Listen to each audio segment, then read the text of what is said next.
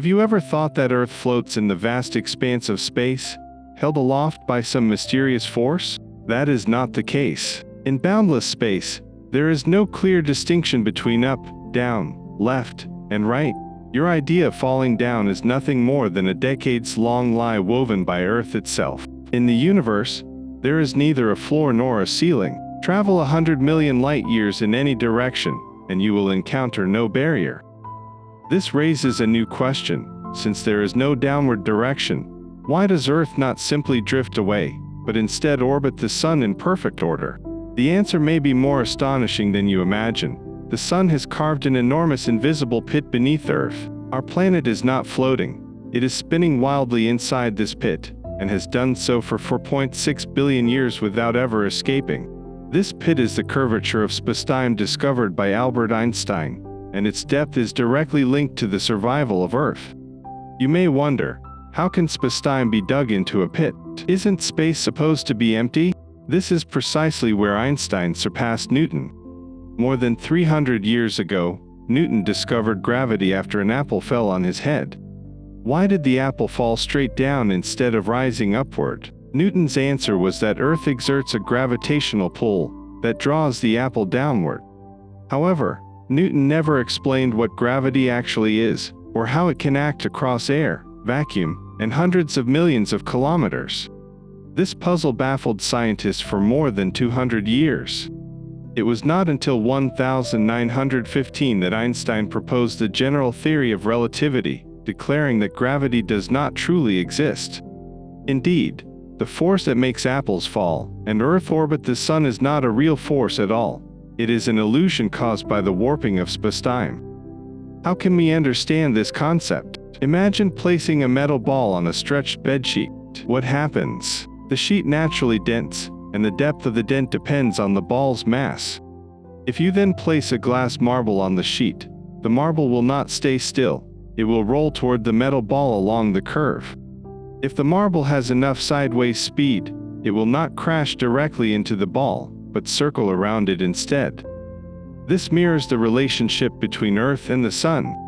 The Sun's mass is 330,000 times that of Earth, and it warps the spacetime around it into a huge depression.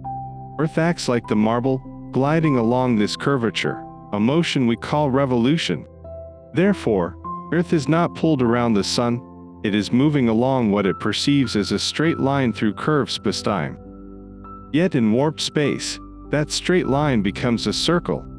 This may sound absurd, but in 1919, British astronomer Arthur Eddington confirmed it through a total solar eclipse. He observed that light from distant stars bent as it passed near the Sun. Light travels in straight lines. If spacetime were flat, starlight could never curve, but it did bend, proving that spacetime near the Sun is curved, and Einstein's theory was verified. Spacetime can indeed be warped, and what we know as gravity is merely an appearance of this warping. Another question follows. If Earth is constantly sliding toward the Sun, why hasn't it fallen in? The answer is Earth's sideways velocity. Recall the marble on the sheet. Without sideways speed, it would roll straight into the dent made by the metal ball. But with enough sideways speed, it circles endlessly without falling in. Earth orbits the Sun at roughly 29.8 kilometers per second. To put this in perspective, a bullet travels at about 1 kilometer per second, so Earth's orbital speed is 30 times faster. It could circle our planet in just 7 minutes. This speed keeps Earth gliding safely in the Sun's spacetime depression, never plunging inward. If Earth suddenly stopped moving, the consequences would be catastrophic.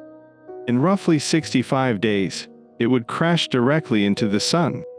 Long before then, everything on Earth would have evaporated in the Sun's intense heat.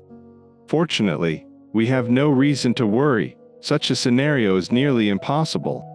In the near-perfect vacuum of space, there is no air, friction, or resistance. The speed Earth gained 4.6 billion years ago has barely diminished, and it will continue orbiting until the Sun dies. You might now ask, where did Earth's initial motion come from?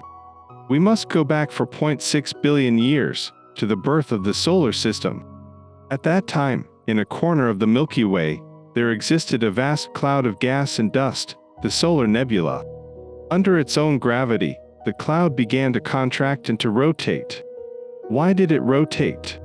It inherited an initial angular momentum from cosmic matter, governed by the law of conservation of angular momentum. Simply put, once something starts spinning, it is hard to stop. Just as a figure skater spins faster when pulling in their arms, the shrinking nebula rotated faster and faster. Eventually, the center of the nebula became the Sun, and the remaining debris formed the planets, including Earth. Earth inherited the nebula's rotation and has been moving ever since. Yet speed alone has kept Earth stable for 4.6 billion years. The key is a delicate balance with the Sun. If Earth moved too fast, it would break free of the Sun's influence, drift into deep space as a rogue planet, and perish in cold and darkness. If it moved too slowly, it would be swallowed by the Sun's spacetime depression and burn up. Only with precisely the right speed can Earth neither drift away nor fall inward, but orbit steadily. Where did this perfect speed come from? The answer is harsh and realistic. It is the result of cosmic selection. When the solar system first formed, countless fragments and asteroids surrounded the Sun. Those moving too fast drifted away. Those moving too slowly fell into the Sun. Only those with suitable speeds remain, and Earth is one such lucky survivor. More than 300 years ago, Newton performed a thought experiment that beautifully illustrates this principle. He imagined placing a cannon on a high mountain and firing a cannonball horizontally. If the cannonball moved slowly, it would arc and fall back to Earth. If faster, the arc would be longer. When the speed reached 7.9 kilometers per second, the curve of the cannonball's fall would match the curvature of Earth. In other words, the cannonball would keep falling forever but never hit the ground, because as it fell, the surface curved away beneath it. This is the origin of the first cosmic velocity, and the same principle keeps Earth orbiting the Sun. Earth is constantly falling toward the Sun at roughly 30 kilometers per second, while also moving sideways. Together, these motions create a stable orbit. In a sense, Earth is always in free fall, yet its direction of fall constantly changes, forming an ellipse. This orbit is extremely stable. Scientists calculate that Earth's orbital eccentricity is only 0.017, nearly a perfect circle. But this stability is not eternal.